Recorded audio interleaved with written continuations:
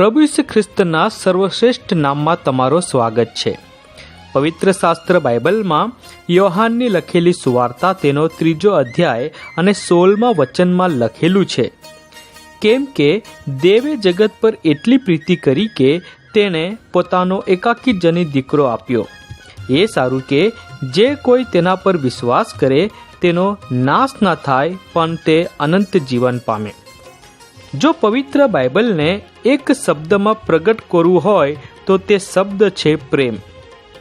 દેવનો પ્રેમ જ એ વાસ્તવિકતા છે જેને પ્રગટ કરવાને માટે દેવે મનુષ્યને પોતાના સ્વરૂપમાં અને પોતાના સમાનતામાં બનાવ્યો।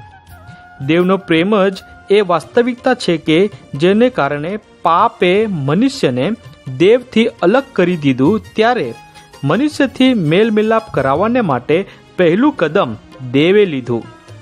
દેવનો પ્રેમ જ એ વાસ્તવિકતા છે કે જેને કારણે મનુષ્યના દંડને જે તે સહન નથી કરી શકતો તે દંડથી બચાવવાને માટે પોતાના એકાકી જની દીકરાને આ જગતમાં મોકલ્યો। દેવ અને પ્રભુ ઈસુ ખ્રિસ્તનું પ્રેમ જ એ વાસ્તવિકતા છે જેનું કારણ પ્રભુ ઈસુ ખ્રિસ્ત વધસ્તંભ પર મનુષ્ય જાતના પાપના દંડને સહન કરી લીધું અને મરણમાંથી 3જા દિવસે સજીવન થયો।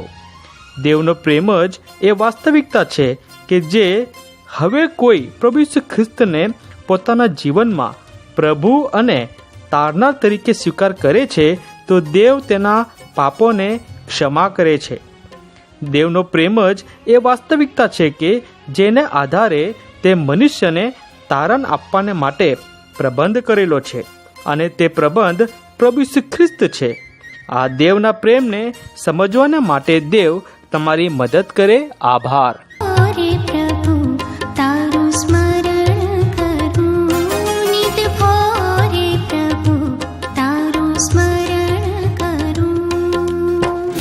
લાગી રે ઈસુ લગન લાગી